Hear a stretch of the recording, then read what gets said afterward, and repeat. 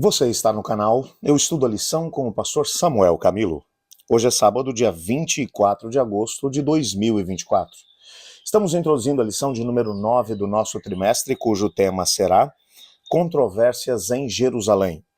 O texto que serve como base para o nosso estudo de hoje é Marcos capítulo 11, verso 25, que vai dizer especificamente o seguinte: E quando estiverem orando, se tiverem alguma coisa contra alguém, perdoem-no, para que também o Pai Celestial lhes perdoe os seus pecados.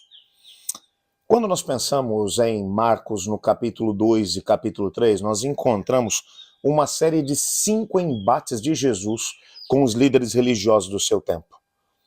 O mais interessante é que quando chegamos a essa altura da lição, nos capítulos 10, 11 e ao mesmo tempo 12 de Marcos, nós encontramos 6 menções de embates de Jesus contra esses líderes religiosos, o que nos dá a entender que durante o ministério de Jesus aqui na Terra, essas controvérsias elas foram tomando uma proporção ainda maior, até chegar ao momento em que houve uma ruptura completa, total, entre Jesus e os líderes do seu tempo. Quando você pensa que aqui na Terra Jesus encontrou uma quantidade imensa de pessoas que possuíam pecados, dificuldades, quanta gente pecadora veio até Jesus.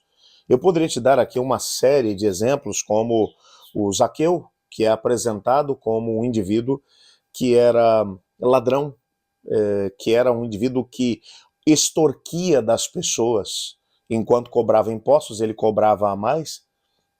Ele vai até Jesus. A maior parte dos líderes religiosos do seu tempo colocavam esse indivíduo como um tipo de gente sem valor total e completo, até porque nas crenças daquela época, se você permanecesse no mesmo local, no mesmo espaço que um cobrador de impostos, você ficaria cerimonialmente impuro, sem poder ter qualquer tipo de contato com Deus ou com coisas religiosas. Pois Jesus Cristo não apenas teve contato com esse homem, como foi comer na casa dele, como ainda no momento em que ele se entrega a Jesus, Jesus vai dizer: hoje chegou salvação a essa casa. Você não vê Jesus apontando os pecados dos pecadores. O Evangelho menciona, por exemplo, a mulher pecadora foi apanhada no flagrante ato do adultério. Os líderes religiosos do seu tempo vieram até Jesus e disseram: Senhor, essa mulher foi apanhada no flagrante ato do adultério. A lei de Moisés diz que ela tem que ser apedrejada. E o Senhor diz o quê? É claro que havia uma grande quantidade de questões envolvidas nisso, como, por exemplo, aquilo que a lei mosaica mencionava era que alguém que fosse apanhado em adultério tinha que ser levado diante dos líderes religiosos. É claro que sim, mas não era apenas uma pessoa, tinha que ter as 2 pessoas que foram apanhadas no ato. Diante de Jesus só foi trazida a mulher. A pergunta clara e óbvia era: cadê a outra pessoa? Mais do que isso, tinham que haver testemunhas, e o processo era um pouco mais complexo.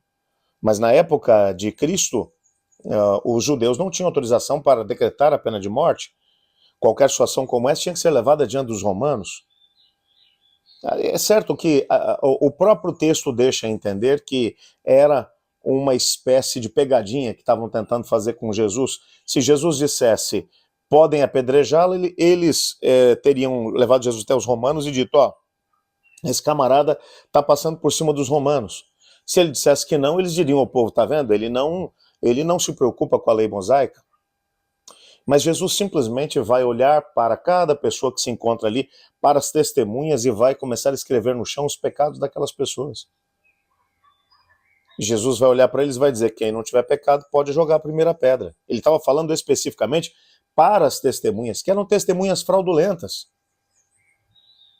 Você não vê Jesus apontar o dedo para o pecado dos pecadores, mas o que você vê o único tipo de pessoa com quem Jesus perdeu a compostura, que Jesus perdeu a paciência, foi com os líderes religiosos, que eram aqueles que deveriam, de alguma forma, estar fazendo com que o povo se aproximasse de Deus, e eles eram culpados simplesmente de uma coisa: de fazer com que as pessoas se afastassem do caminho do Senhor.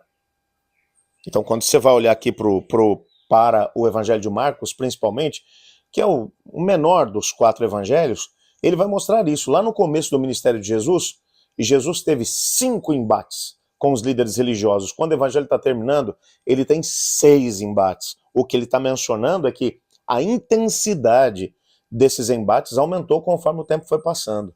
Mas não apenas isso. O que ele está mencionando aqui também é que esses embates foram crescendo até chegar a um ponto em que esses mesmos líderes religiosos que rejeitaram Jesus no começo do seu ministério, passam-se 3 anos e meio, enquanto Jesus vai tentando se aproximar de todos e dando oportunidades a eles. Entre esses líderes religiosos você encontra José de Arimateias, Nicodemos. Esses indivíduos tiveram contato com Jesus, ainda que com muita relutância, mas no tempo certo, esses indivíduos se posicionaram ao lado de Jesus. Mas os demais, que rejeitaram Jesus no começo do seu ministério, continuaram a rejeitá-lo durante o ministério, na parte final do ministério foi ainda mais intenso e Jesus vai criticá-los duramente, até chegar um momento em que eles acabaram por condenar Jesus à morte. A rejeição de Cristo Jesus, é isso que Marcos está tentando mostrar. A rejeição de Cristo Jesus não é uma coisa que acontece de uma hora para outra. As pessoas vão se afastando gradualmente, vão tomando pequenas decisões que vão colocando o indivíduo mais distante de Deus, até chegar ao ponto em que ele acaba por estar tão longe que ele já não consegue mais retornar para o caminho do Senhor. Foi isso que aconteceu com os líderes religiosos da época de Jesus. Existem pelo menos 3 pontos na lição dessa semana que serão abordados dentro do nosso estudo. O primeiro deles, o anúncio da paixão de Cristo no que se refere à sua morte. De novo, Jesus vai mencionar que ele está para poder morrer em favor da humanidade. Uma segunda questão que vai ser abordada, a viagem de Jesus a Jerusalém, apesar da menção de Marcos, lá no capítulo 10, a gente já viu isso na semana passada, a sua permanência na região da Judéia. E Jesus estava sendo perseguido na região da Judéia. Por isso ele vai sair da Judéia e vai seguir para a região de Cesareia de Filipe.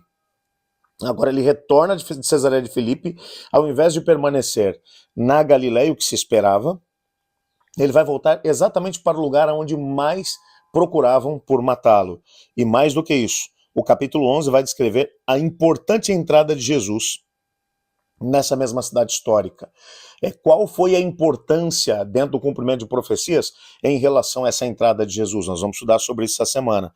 E um terceiro elemento, a atividade de Jesus em Jerusalém e no templo, o local da maioria dos eventos abordados em Marcos 11 e 12. Um outro detalhe que vai servir também como pano de fundo para o estudo dessa semana é exatamente o quê? Quando você vai perceber aqui que os primeiros 10 capítulos do Evangelho de Marcos, os primeiros 10 capítulos do Evangelho de Marcos, eles retratam aproximadamente 3 anos e meio de ministério. Agora parece que é uma desaceleração nas narrativas. E isso, claro, demonstra que tudo que Jesus tinha feito antes tinha como propósito esse momento. É a narrativa da última semana de Jesus aqui na Terra, enquanto esteve vivo, antes da sua morte e ressurreição.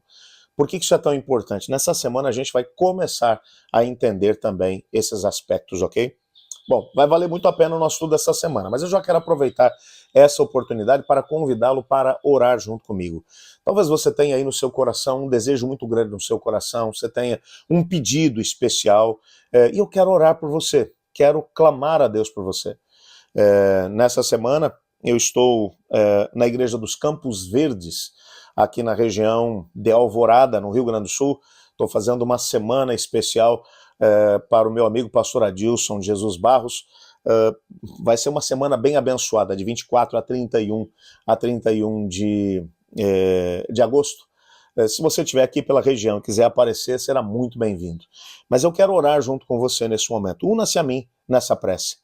Obrigado, Senhor Deus, por tua palavra e pela certeza que temos de que o Senhor cuida dos seus filhos. Muito obrigado porque a tua palavra também nos mostra que é perigoso rejeitar a palavra do Senhor. Os líderes religiosos da época de Cristo fizeram isso e gradualmente foram se colocando longe da graça do Senhor. Não permita que nenhum de nós faça isso, Pai. Nos colocamos em tuas mãos. Colocamos também cada pedido que vai no coração dos seus filhos, cada pessoa que nesse momento ora comigo. Talvez haja alguém que está com o coração angustiado, esperando uma resposta da sua parte. Pai, eu clamo a Ti, em nome do Senhor Jesus. Toca nesse momento esses corações. e dê uma bênção sem medida, Pai, para essas mesmas pessoas. Eu coloco nas suas mãos agora cada um de nós, bem como a nossa vida, pois é em nome de Jesus que oramos. Amém. Eu estudo a lição e você?